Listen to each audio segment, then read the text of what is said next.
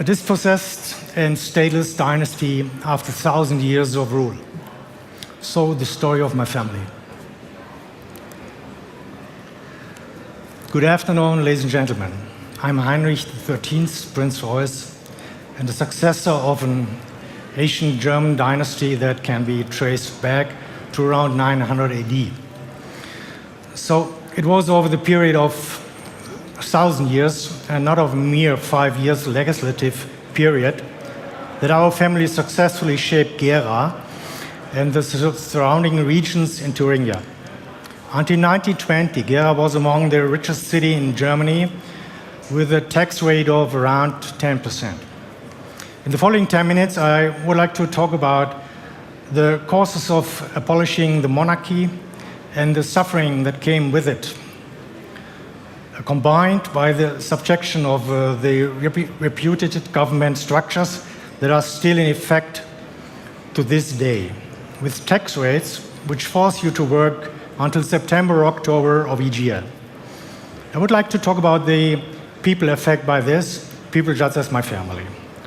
Expropriation, murder, and expulsion on the basis of manipulated so-called political events, all of them the creation of opponents to these structures that had proven themselves successfully over thousands of years, all because this would have made it difficult for these opponents to implement their debt-based model.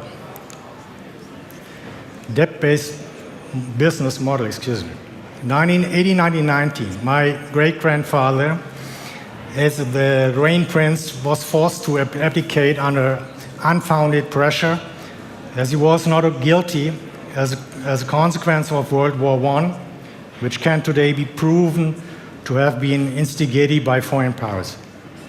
Up until then, everything was fine in the principality ruled by the Reuß family, and people were leading happy lives because the administrative structures were straightforward and transparent. If something was not going well, you approached the prince. Who are you supposed to turn today? To your parliamentarian, local, federal, or EU level? Good luck. It was the abdication of my great-grandfather along with the sovereign houses and the surrender of their lands to the regional authorities which facilitated the physical formation of the Federal Reserve of Thuringia as we know it today. He had a right of rescission from this abdication agreement should there have arisen a tax disadvantage associated with the remaining private property and or if it was dispossessed again.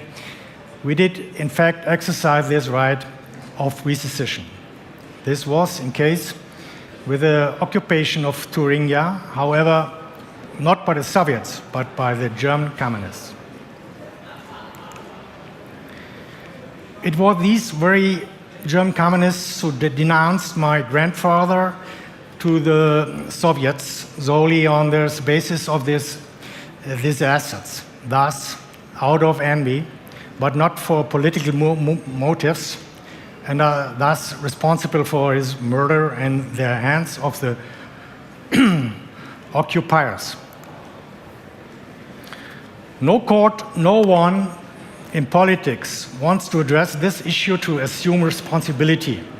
The expropriation incident of my grandfather was later broken up into 180 individual legal proceedings. Why do you think they did that? What might have been their motive? All large laws are involved in government, all large law firms, are involved in government contracts and are hence unable to represent us against the reputedly existing state. Whatever happened to separation of powers?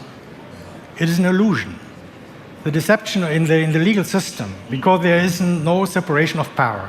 Judges and public prosecutors are beholden to others from politicians. We have submitted a petition for the review of this issue and to initiate a procedure against the Federal Republic of Germany. My family had been fleeing for the state of Hesse in West Germany when the Soviets invaded Thuringia in 1945. Penniless, expelled, dispossessed, and stripped of all rights. Why? Because 1947, the State of Parliament, Thuringia, on the initiative of the communists Eiermann und Fröhlich and not of the Soviets, ratified the law on expropriation of the Thuringia dynasties. Pursuant to this law, up until today, since this law was not being repealed, we are not allowed to claim any property in our name. Whether we have also been deprived of our nationality is contested, but it has been confirmed by legal experts. All my attempts to make contact for repeal of this discrimination law, no personal property, no nationality, to the foreign minister of the Russian Federation, Lavrov, and the current prime minister of the federal state of Thuringia, have been without any result. They were negated with evasive written replies and without acknowledging the facts. Since the reunification in 1990, in other words, for 30 years, I have been dealing with these events and this issue, and to be clear, with my own financial resources. And today, after 30 years of doing research, I believe I have come to find out the root cause of the historic developments and the current state of our society structures. What is behind all these wars, revolutions, and who actually benefits from it all? Quote, I cannot but puppet is placed upon the throne of England to rule the empire on which the sun never sets. The man who controls the British money supply controls the British Empire. And I control the British money supply. Nathan Mayer Rothschild, 1850. The representatives of the Rothschild dynasty are proud of the fact that they financed the French Revolution and countless other acts of aggression, such as wars around the globe, with the sole objective of establishing corporate structures and the business of money and debt by abolishing the monarchies. For a long time, entering into any debt was frowned on among aristocracy, which has been and still is a thorn in the side of the financial powers.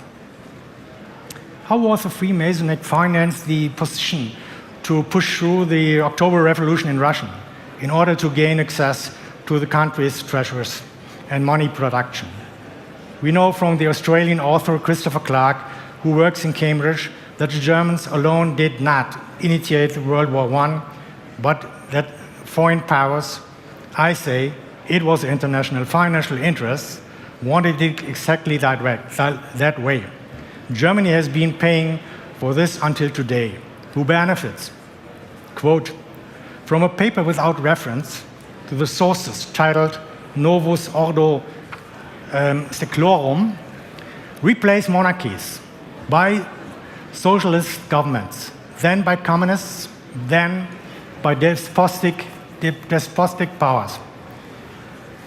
Keep the masses poor and compelled to perform unending labor.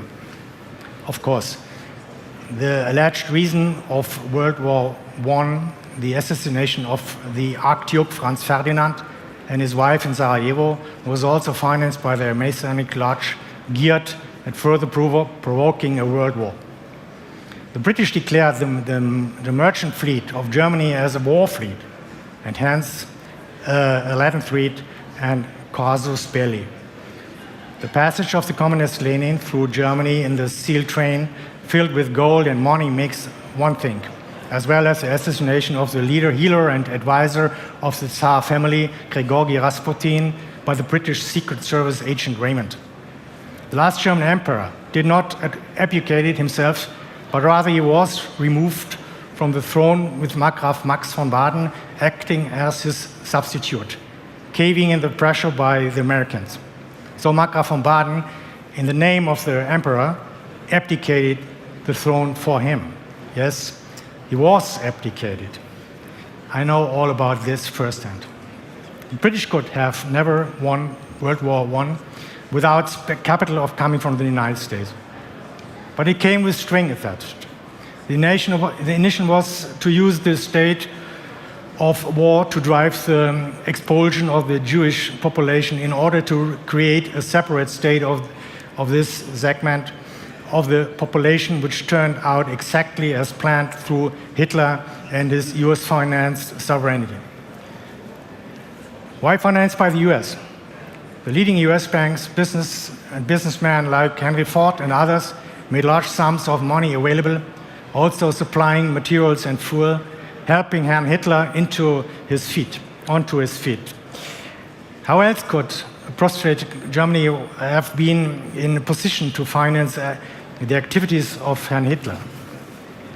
It was, I believe, 1871 when private finance denied the US warring parties cash flow to finance their wars. Belligerent politicians were only granted additional loans once the sovereign state of America declared itself a corporation, which is exactly what happened. Ever since Germany surrendered on the 8th of May, Germany has never been sovereign again. It was made into an administrative structure of the Allies in the so-called United Economy Entity Federal Republic of Germany, in other words, a commercial structure. Quote, Germany is American protected and forced by the tribute as vassal state, former US safety advisor C. Brzezinski. Former President Obama spoke the following words during his visit in Ramstein, US military base, Germany, quote, Germany is an occupied country and will continue to remain so. James George Stavridis, US Navy Admiral, communicated as follows on order of the Allied Kommandantura in Berlin. The blithering idiots in occupied Germany are being constantly installed with the notion that the Federal Republic of Germany became sovereign state with a 2+4 agreement. But that is wrong. This is why the first German federal chancellor after World War II, Konrad Adenauer, spoke these words, quote, we have no mandate from the German people, we have instructions from the Allies. The German Basic Law is not a constitutional and was written by the Allies as a regulatory measure of the administration of occupied Germany. A constitution can only be installed by a sovereign state with sovereign citizens. The United Nations Charter still lists Germany as an enemy nation. What does that mean? The signatory states may impose coercive measures against enemy nations without a need of special authorization through the UN Security Council, which happens on a regular basis. Germany, up until this day, due to the lack of the peace treaty, is being controlled based on the administrative structures installed by the Allies after World War II. For West Germany, all of Hitler's laws were supposed to be replaced by the Allied SHAEF Treaty. SHAEF means Supreme Headquarters Allied Expeditionary Forces. Unfortunately, it is not the case. What's more, so-called Federal Republic of Germany is the legal successor of the German Reich, Hitler's Germany, and not of the sovereign German Empire. From this causality alone, no sovereign structure exists for Germany. Until this day, German tax authorities apply Nazi-era laws, which explains a lot of suffering caused by the fact.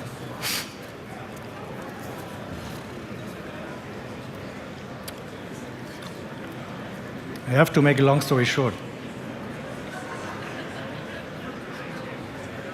I do so. I try. Quote, during the German Socialist Party Congress 2010, Sigmar Gabriel said, Mrs. Merkel is the CEO of an NGO. The Corporation Federal Republic of Germany has established additional companies trading with the land stolen from us until today. So I have to make it short. I plead in favor of a sovereign Germany and sovereign EU member states. We can only achieve this by the conclusion of a peace treaty, something which I would really urge the current president of the United States of America to do. The Soviet Union already offered this peace treaty in 1952 and partially renewed it at the time of the German reunification. Without the Allies, however, it's not possible for the Germans to conclude a peace treaty. I'm asking you to advocate peace in Germany and therefore peace in the entire world. Thank you.